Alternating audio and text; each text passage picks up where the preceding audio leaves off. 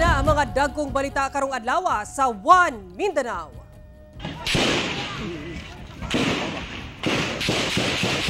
Tensyon. May ulbo sa ulahing adlaw sa filing of COC sa Sharif Agwak, Maguindanao del Sur.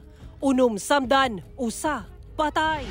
Mga bagong aspirant sa politika sa Davao City nag-file sa ilang kandidatura karong eleksyon. Mga retired nga pulis ug sundalo magtigi sa nag-unang posisyon sa Iligan City. Ug One Mindanao, usa sa mga finalists sa Best News Program sa 2024 Catholic Mass Media Awards. Ito ang GMA Regional TV One Mindanao. Mayong hapon Mindanao, ako si Sara Hilomen Velasco. Sa 8 ka adlaw nga filing of Certificate of Candidacy, gawas sa mga iladong personalidad nga mga politiko sa Davao City, ubay-ubay sab ang mga midagan nga mga baguhan sa politika. Ang detalye sa live report ni Argil Relator. Argil.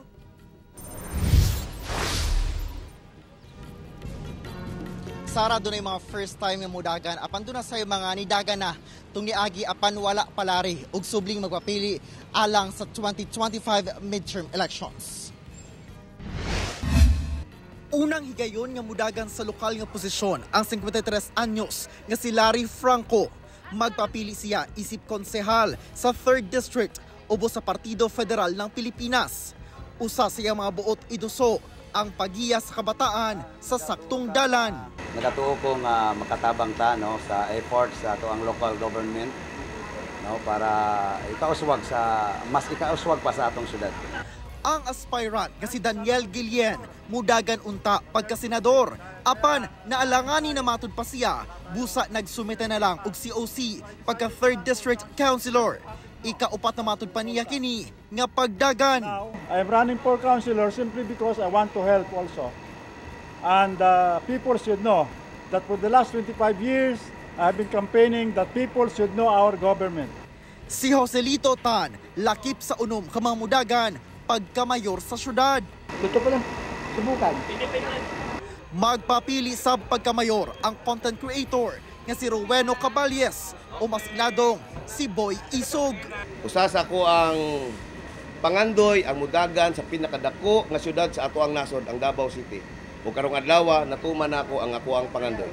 Mudagan pagka 3rd District Congressman si Dindo Robert Plaza. I'm already a retired public servant. I want to continue to serve my people and leave a legacy. Magpapili sa pag-usab ang Peace and Development Worker nga si Maria Victoria Maglana, isip representative sa 1st District. Ang advantage sa tingin ko ay mukhang mas magkakaroon na ng debate. Kasi noong 2022, wala namang handang makipag-usap tungkol sa mga plataforma. Natapos ang 8 ka adlaw nga filing of Certificate of Candidacy nga dunay unom ang magtigi pagka-mayor ug upat pagka-vice mayor. Sa pagkakonsehal, 22 ang midagan sa 1st District, 25 sa 2nd District o 27 sa 3rd District. Sa pagka-congressman, 5 sa 1st District, 3 sa 2nd District o 5 sa 3rd District. Sara, karon natapos na ang filing of Certificate of Candidacy. Magsugod ang election period sa January 12, 2025. Samtang magsugod sa ang kampanya alang sa mga local positions sa March 28, 2025. Sara. Daghang salamat, Argil Relator. Ginasubay karon sa Special Investigation Task Group Armama ang mga CCTV sa lugar aron mailhan ang duha ka mga sospek nga nakita sa lugar una ang pagpamusil sa hepe sa Police Station 2 Cogon sa Cagayan de Oro City. Ang detalye sa report ni James Paulo Yap. Subay sa kamanduan ni Proten OIC Regional Director Police Brigadier General Jason De Guzman, hingpit na nga gimugna ang Special Investigation Task Group Armama nga maoy mututok karon sa investigasyon sa kasong pagpamusil patay sa hepe sa Police Station 2 Cogon niadtong adlawng Sabado sa gabi. Mismong si Cocpo City Director Salvador Adam ang nanguna sa SITG. Adlawng Lunes, gibisita sa mga opisyal sa Police Regional Office 10 o Cagayan de Oro City Police ang kabanay ni Police Captain Abdul Kahar Armama aron personal nga itunol ang tabang pinansyal gikan sa PNP.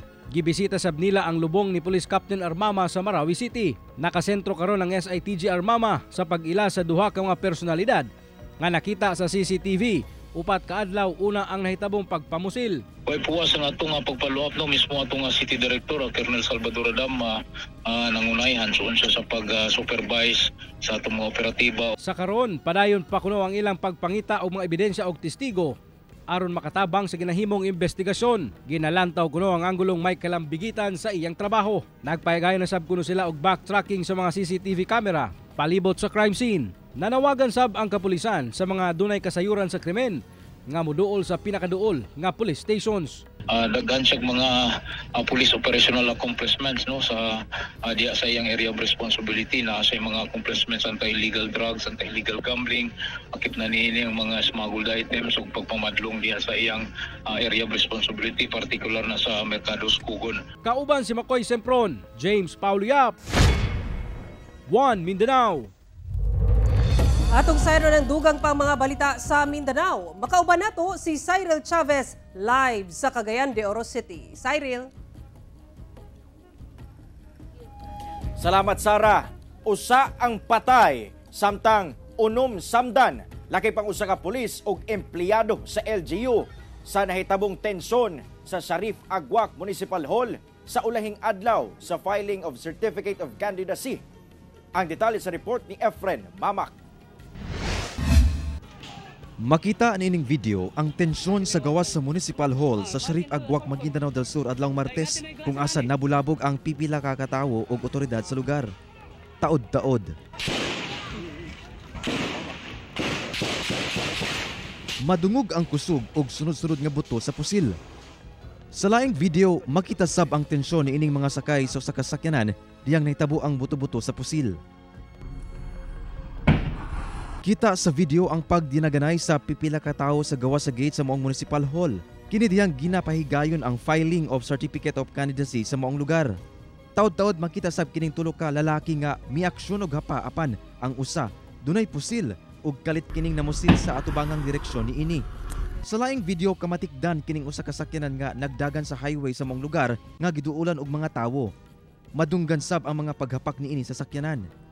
Sumala sa kapulisan, patay ang usa ka alias Baginda kinsa miyembro sa Barangay Peacekeeping Action Team kon BPAT sa Mother Barangay Poblasyon Sharif Agwak.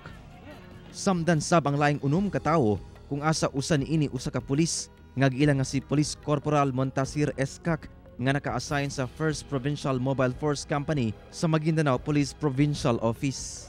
Samdan sab si alias Morsid Pendulat nga usa ka empleyado sa LGU Sharif Agwak alias Sadam Tagigaya nga residente sa Mother Barangay Poblasyon ug ang laing tulo pa ka mga residente. Sumala sa kapulisan, nagsugod ang tensyon diyang dunay komosyon tali mga supporter sa duha ka mga kandidato nga misangpot sa pagpamato og pinusilay. Gilayon gibalhin sa Comelec Barm ang venue sa filing of COC human sa insidente. Sa karon mibalik na sa normal ang sitwasyon human mipatunga ang PNP ug militar. Efren Mamak, One Mindanao. Yung mga tao. Breach sa loyalty o conduct matud pa ang rason kung anong gitanggal sa hugpong sa tawong lungsod party si 2nd District Councilor Javi Garcia Campos.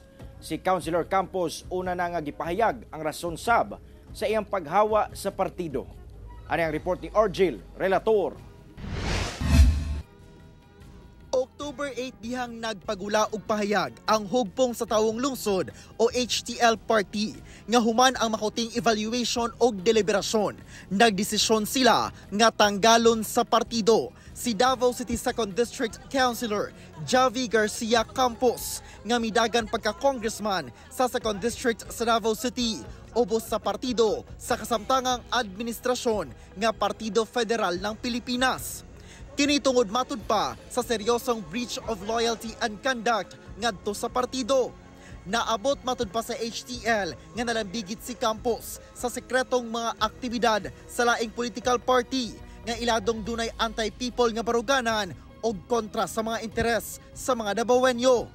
Kalapasan sa matud pa ang gihimo ni Councilor Javi sa konstitusyon sa partido nga adunay silot nga automatic expulsion.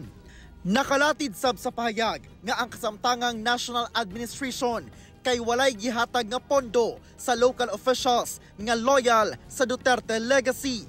Busa, dunay ubang mga miyembro sa hugpong na ginaoferan nga moambak sa kalabang partido bugti sa dagkong ihatag nga budget. Ang maong lakang nagahulagway matud pa sa huyang nga loyalty ug pagbiya sa core mission sa tinuuray nga pagserbisyo sa mga Dabawenyo. Ginapangayuan pa og pahayag ang National Administration labot sa pahayag sa HTL. Kahinumduman nga niadtong October 7, gikumpirma ni Campos ang iyang pagkala sa HTL atol sa iyang pag-file og Certificate of Candidacy. Dinhisap iyang gilatag ang rason sa paghawa sa HTL. Ang trabaho sa ato ang mga kongresista, of course, is a lawmaking body and it's very important to be part of the majority. Mao'y rason na naghawa ko sa hupong, ibalhin sa Partido Federal ng Pilipinas. Ako si Orgil Relator. 1 Mindanao. Ito ang GMA Regional TV 1 Mindanao. Usa ka butanding o whale shark ang nasiplatan sa usa ka residente sa kadagatan sa Kiamba, Sarangani. DNR Region 12 nagpahinumdum o nagnanawagan nga dili pasakitan ang mga mananap nga sama sa butanding. Ang detalye sa report ni Efren Mamak. Nakuha niya, Nahingangha kining usa ka residente sa diyang nasiplatan ang usa ka butanding o whale shark nga naglangoy duol sa iyang bangka sa kadagatan sa barangay Tambilil, Kiamba, Sarangani niadtong Sabado sa buntag. Sumala sa uploader nga si Carlo Martinez. Nag-sport fishing matud pa siya niadtong higayuna sa maong kadagatan apan nabugtuan kini og bingwit sa diyang gikaon matud pa og dakong isda ang pasol niini. Busa mibalin siya og pwesto. Kato na time marag na bad trip ko ba. Magbalhin ko spot tapos na ko na-scan nga kanang likod bitaw sa isda ano buko-buko. Sa kunang-una na basig mao niya akong isda kay nilutaw. So nagtuyo ko kadali. Apan nakuyawan siya og nahinganga sab kay kini di ay usa ka butanding. Nakita nako lahi man dako man. So marakog na nakuyawan ba. Nag-stop ko sa akong boat. After how many seconds nagduol siya sa kuha. O tungurag nga na-amaze ko ba? Na-amaze ko, nakulbaan.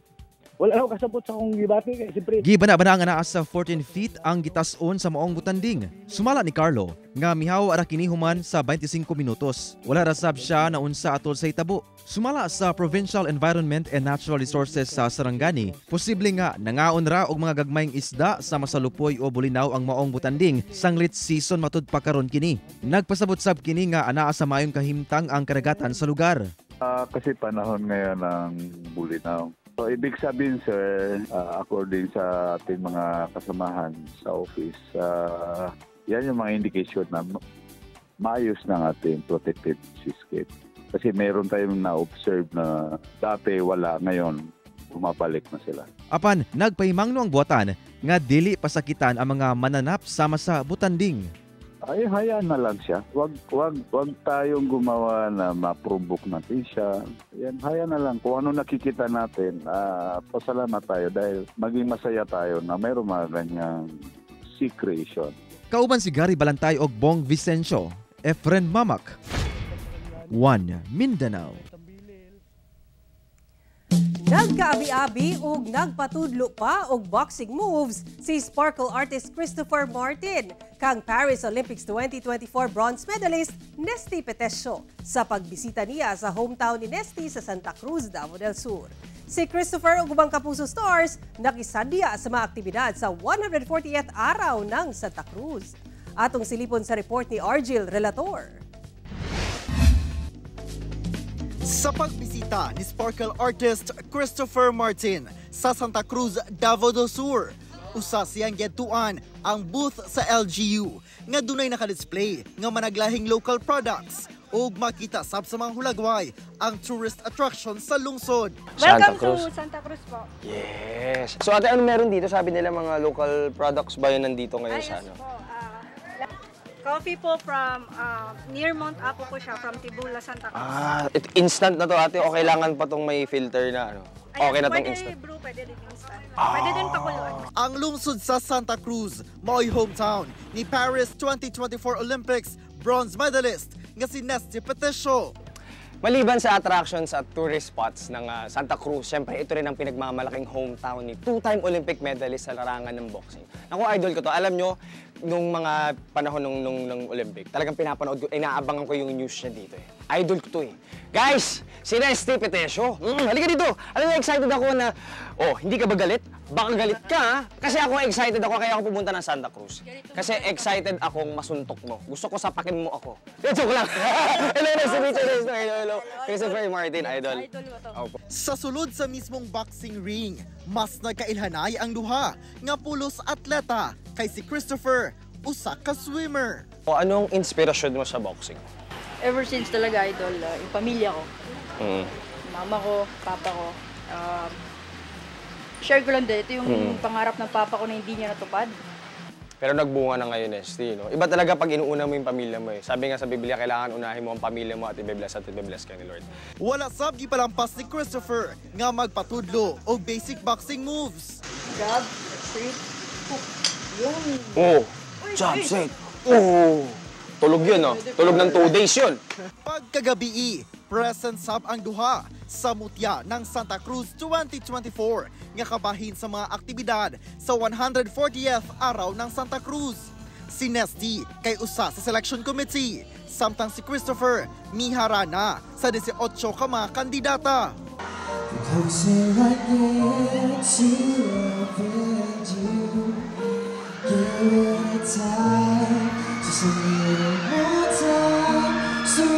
For me, ito yung pinakamasayang pageant na napuntahan ko. Kasi sobrang interactive ng mga tao dito, tsaka sumasabay talaga sila sa pagkanta. Ang sarap nilang kantahan. Gikoronahang mutya ng Santa Cruz 2024 si Sheena Jean Rom nga gikan sa Barangay Zone 1. I will fulfill my advocacy, which is to raise environmental awareness through environmental education, because I really wish that our Santa Cruzans become a leader of environmental conservation through their choices, their voices, and their actions. Pagkaugma, nakisadya sab ang ubang Kapuso stores nga sila si Paul Salas, Luke Conde o Quindam Diva, Marian Osabel sa Kapuso Fiesta.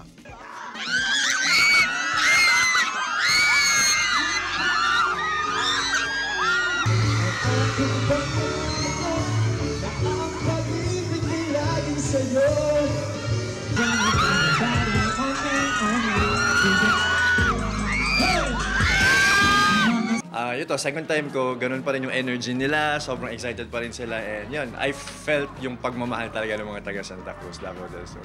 Grabe, na speechless ko, daghan kig tawo, and grabe kayo ilang energy, lamig jud kayo mo kanta, especially mga Bisaya. Sobrang maraming salamat po sa pagtanggap sa amin, mainit na pagtanggap, at sana makabalik kami dito soon ulit. Love you po. Kauban si Melchor Awing o Joe Pascual sa kamera. Argil Relator. 1 Mindanao. Ito ang GMA Regional TV 1 Mindanao.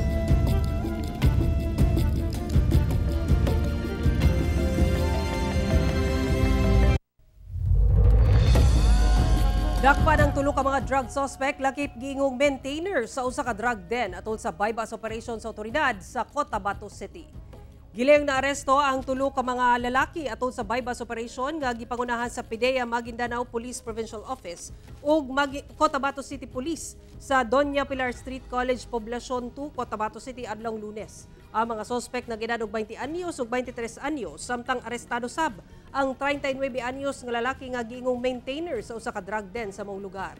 Nakumpis kasab atol sa operasyon ang 15 ka gramo sa gituang shabu nga mobalor sa 102,000 pesos. Balhog karon ang tulo ka mga suspect sa PIDEA Jail Facility sa maong lugar nga posibleng mag-atubang og kaso nga may kalapasan sa RA 9165 kon Comprehensive Dangerous Drugs Act. Wala na sila mihatag og pahayag. Usa ka 18 anyos nga lalaki nga gituhang nalumos sa kadagatan sa Talikod Island sa Sambal Island ang padayong ginapangita sa otoridad. Para yung pangita sa mga personay sa Coast Guard Station, Island Garden City of Sambal, ang usa ka 18 anyos nga lalaki nga gituhang nalumus ug nawala sa kadagatan nga sakop sa Barangay Kugon, Talikod Island. Sa notice sa Coast Guard Station Igacos kagahapong adlaw, natala nga na-missing ang maong batan-on atol sa ilang pagpanagat sa Barangay Kugon.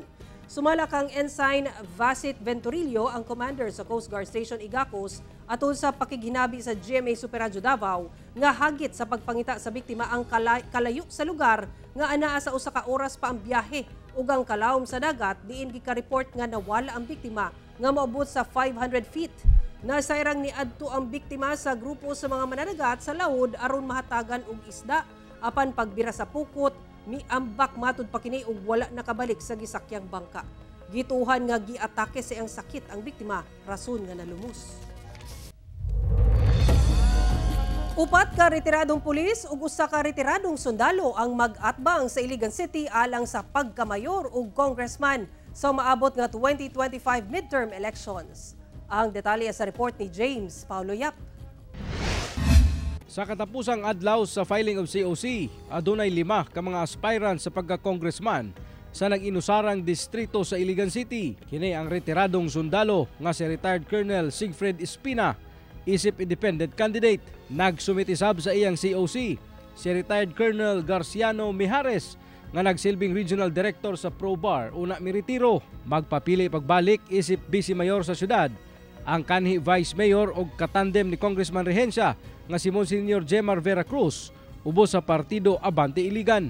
Samtang nagduso sa iyang kandidatura si incumbent Lone District Congressman Celso Rehencia. Si Rehencia usa ka kanhi opisyal sa PNP, una nahimong mayor o kongresista.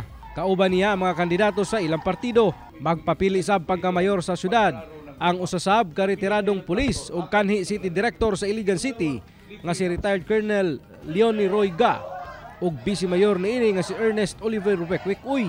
Kumpleto sab ang ilang mga konsehal nga mudagan ubos sa United Iligan Party nga gipanguluhan ni Congressman Rehencia. Samtang nagduso sab sa iyang COC pagka-mayor ang retiradong pulis ug kanhi regional director sa Police Regional Office 10 nga si retired Police Brigadier General Rolando Anduyan. Kinsa running mate niini si Andres Visaya. Wala sab nagpaulahi ang kanhi administrador sa FIBIDEC o kanhi chairman sa National Commission on Senior Citizens nga si Franklin Quijano. Kinsa buot magpapili isip mayor sa Iligan City. Si Quijano magpapili isip usa ka independent candidate. Samtang sa Marawi City, nag-file og COC pagka mayor og vice mayor sa syudad ang mag-amahang Gandamra. Magpapili isip mayor ang anak ni Mahul Gandamra nga si Zain Gandamra. Samtang mudagan isip vice mayor si incumbent mayor Mahul Gandamra. Kaatbang niini ang kanhi mayor sab sa Marawi City nga si Fahad Pre Salik kaysa buot mo balik sa pwesto. Hinuon sa pagsirado sa filing of Certificate of Candidacy, nahimong malinawon kini sumala sa Comelec BARM o Comelec Region 10. Anaanak kuno sila sa consolidation sa mga COC aron ila kining ipadala sa Comelec Central Office sa Manila. Ako si James Paulo Yap, 1 Mindanao.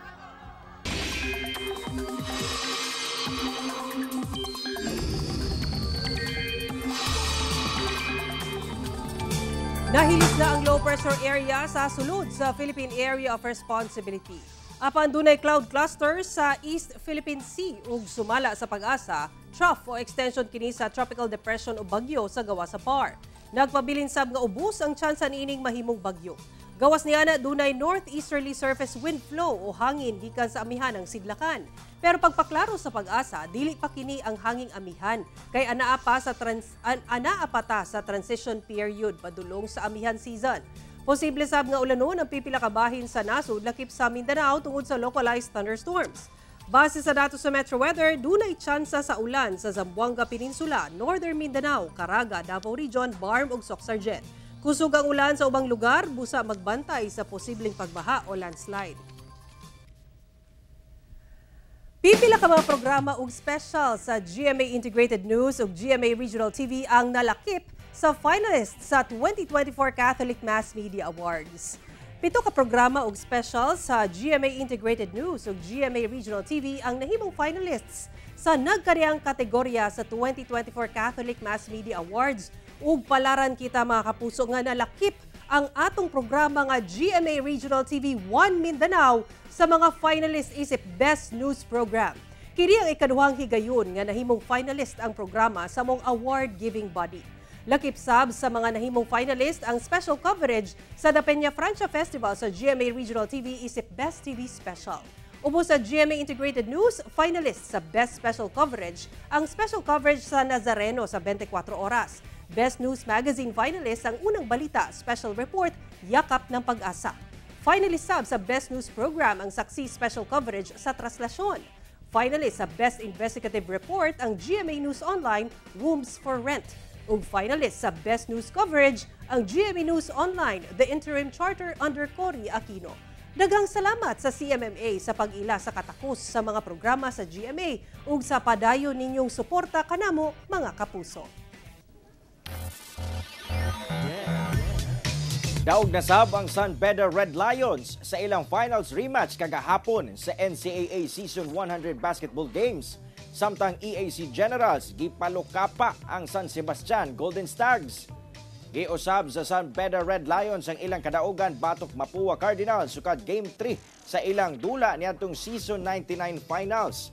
Gani miabot pa sa overtime ang dula diyang nagtabla sa score nga 66. Apan milabay si Yuken Andrada og 18 points, 9 rebounds ug 2 steals aron makabot sa Red Lions ang ilang ikaunom nga kadaugan 76-69. Samtang gitapos sa EAC Generals ang first round sa NCAA Season 100 sa ilang double-digit nga daog batok San Sebastian Golden Stags sa score nga 97-86. May kolekta si Harvey Pagsanhan og 20 points, 3 rebounds ug 2 assists nga mipasaka sa standing sa EAC Generals karong season. Sa karon, nag-una gyapon ang Binid Blazers nga 7 ang daog. Tig-unom ang daog sa San Sebastian Red Lions, Mapua Cardinals ug Letran Knights. Tig-upat ang daog sa Perpetual Altas, EAC Generals ug LPU Pirates. Tulo ang daog sa JRU Heavy Bombers ug Arellano Chiefs ug 2 ang daog sa San Sebastian Golden Stags. Padayong tutukan ang mga dula sa NCAA Season 100 karong Biyernes, October 11 sa alas 12 sa udto, tali Letran Knights ug LPU Pirates ug alas 2:30 sa hapon tali Perpetual Altas ug EAC Generals nga makita sa Heart of Asia. Sa mga dugay nang naghulat nga makita sa TV ang collab concert nila ni Asia's Limitless star Julian San Jose ug SB19 member Stel nga mao ang Julie Stel ang ating tinig concert makita na sa GMA. Duha ka tulog na lang, dungan kitang maki-vibe and experience sa ultimate OPM sound trip nga hatod nila Julian and Stel. Held last July 27 and 28 sa New Frontier Theater, gipakita sa duha ang ilang undeniable talent sa ilang collab concert nga nakapahingangha sa ilang libuan ka fans. Sa ang ating tinig concert, gipagawas nila Julie and Stel ang ilang journey sa ilang kinabuhi while celebrating OPM. Doon na say solo performance si SB19 member Pablo atol sa concert. Busa don't miss it ug dungan tang maki-sound trip sa Julie Stel ang ating tinig concert karong Biyernes, October 11, 9:30 p.m. sa GMA. Sa laing balita mga kapuso, kapin 7 million pesos nga kantidad sa iligal nga droga ang nasakmit sa otoridad gikan sa upat ka individual atol sa bypass operation sa Butuan City. Unang nadakpan sa kapulisan ang usa ka 38 anyos nga lalaki sa Barangay Libertad niadtong Biyernes sa hapon. Nakuha gikan kaniya ang gibana-bana ang sobra usa ka kilo sa gingong shabu nga nagkantidad og kapin 6.9 million pesos. Lakip cellphone ug ubang drug paraphernalia. Sa pagpanubay sa kapulisan, nasirang duna pa kini mga kaubanan. Busa nagpahigay na sab sila og laing bypass operation niadtong adlaw. Batok sa tulupa ka kaubanan sa sospek ug malampusong nadakpan ang usa ka 37 anyos nga lalaki ug duha ka babae sa usa ka balay sa Barangay Villa Cananga, Butuan City.